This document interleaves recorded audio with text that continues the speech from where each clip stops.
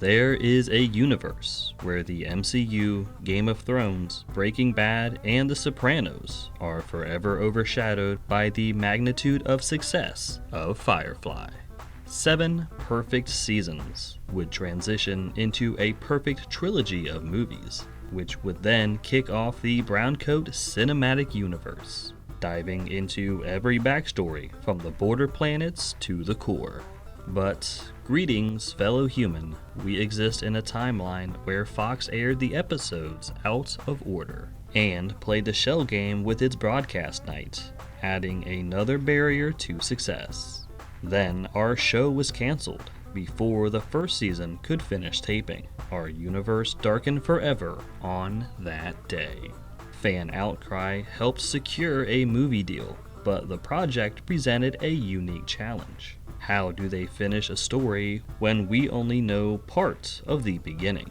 Well, by finishing only that little bit that we know. And how do they pay off the emotional connections with the fans who made the movie possible? Well, I may be overthinking it, but I might have figured out the secret. The low-key genius of the Firefly movie is that it used one critical element out of each and every episode. Then each and every element was made crucial to the story. Sometimes it's a person or operation, and sometimes it's a moral or plot point. But every episode of Firefly is important to the finale of Serenity. We'll run through the movie chronologically and focus on the elements brought forward from the series. The beginning is a cop-out, sure. A dizzying sequence reintroduced our crew and ship, and briefly showcased their varying personalities. And this hurried approach reckoned back to the pilot episode, Serenity. We met these characters during a desperate time, and we caught important details as the story raced onward. The movie, like the show, would build from these brief interactions. Unnamed Operative frightened everyone with his calm, unstoppable demeanor. He was a direct callback to Richard Brooks's Operative from the final episode, Objects in Space. Both men appear to be predecessors of River's training, though Jubal Early was last seen floating in the black of space. These antagonistic agents are no doubt connected. The appearance of the Reavers was inevitable, since they were an existential threat, and since the movie was given a greater budget for costumes and makeup. Our first examination into Reaver culture, so to speak, came from the horror episode Bushwhacked. That single survivor gave us our first unfiltered peek into Reaver behavior, thinking, and practices. From a terrifying first meet to a sinful origin, we uncovered the mystery of these wild humans. Mr. Universe was a civilian overseeing a high-tech pirate operation, mostly just watching broadcast signals with backdoor access. A familiar setup threatened Serenity in the Mindbender episode, Our Mrs. Reynolds. The Net was a civilian operation where high-tech pirates fried ships and dismantled them for scrap. One operation was evil, while the other was neutral, yet both were fundamentally similar. Mal and Inara's reunion was a welcome sight, even if we hadn't really seen them apart. This was the payoff from the heartbreaking episode, Heart of Gold. Inara's broken heart pushed her to leave the crew, but the show ended before she actually departed. And maybe that was for the best, considering her rumored encounter with a ship full of Reavers in the second season. Our first and only peek inside the Companion Temple was more than just an excuse to build a new set piece. We started to explore Inara's exotic and heavily regulated career in the swashbuckling episode Shindig. We discovered only about the selection method and guild protections against reprehensible clients. But the show teased a deeper dive into this trade with wayward companions Nandi and Saffron, prime BCU material. Shepherd Book provided valuable intel on the thinking and tactics of an Alliance operative, the most classified of government assassin. This is a connection to the nail-biting episode, Safe. His ID earns him the services of Alliance medical care, far beyond his established knowledge of crime lords and ship engineering. Thankfully, we have a comic to provide Book's amazing and tragic backstory.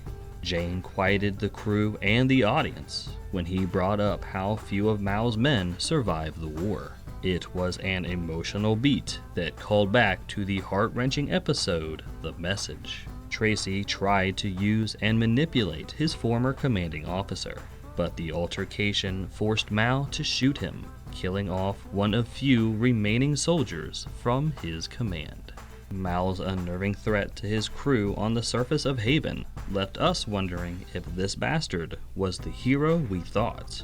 This referred back to the folk episode Janestown. Jayne didn't understand why the Mutters worshipped him, and Mal explained that every statue was built to honor someone who someone else would call a bastard. This was an early defense for Mal. The impossible sterility of Maranda felt jarring, and that was driven home by overexposed and blinding whites. This was an expansion from the heist episode Ariel.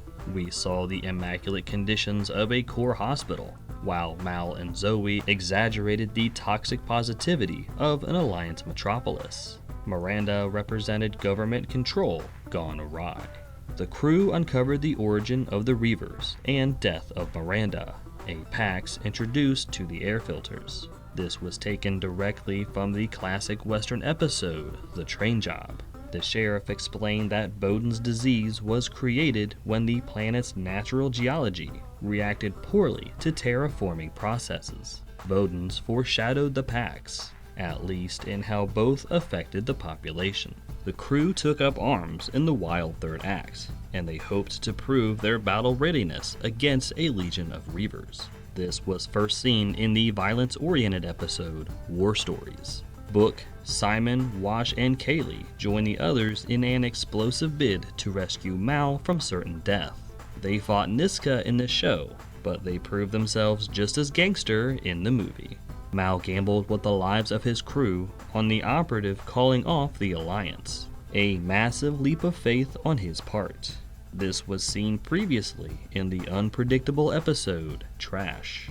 Mal put his faith in the crew's ability to survive Yosaf Bridge, at least long enough for her to take the full heat of her own theft.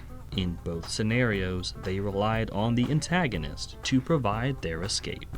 This last one might be a reach, but hear me out.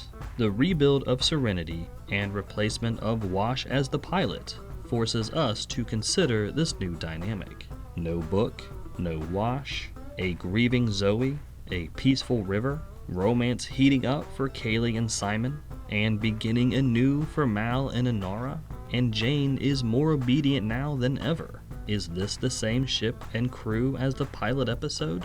Well, sure it is. But is it?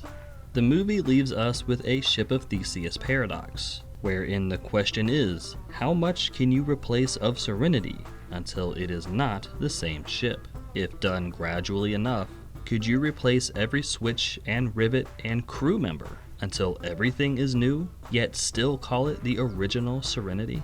From interviews with showrunner Joss Whedon, we heard that no character was guaranteed to survive. The show was named after the ship after all. And in the aforementioned episode Our Mrs. Reynolds, we're told that the Firefly class is almost infinitely repairable with a competent mechanic. Well, Kaylee is a child prodigy and has plenty of years ahead of her to replace every bolt and handle and see crew members come and go. This existential quandary was introduced in the harrowing episode Out of Gas. We experience the beginning of Mal's Serenity, at the same time as we witness one possible ending, Mal alone and freezing to death. A beginning and an ending, always together. Has this ship always been the same ship ever since it was first welded together? What was Serenity called before Mal became captain?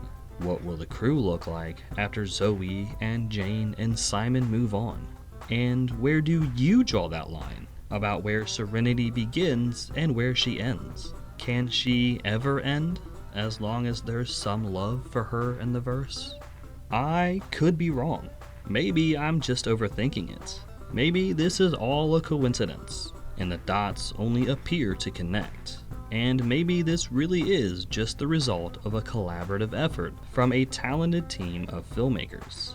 But I kinda like my theory better, so I'm rolling with it. Until next time, keep reading between them lines. Hey, are you subscribed? Would you kindly like and maybe comment on this video? And maybe a couple others on the channel too? I would greatly appreciate it. Thank you so much for your time.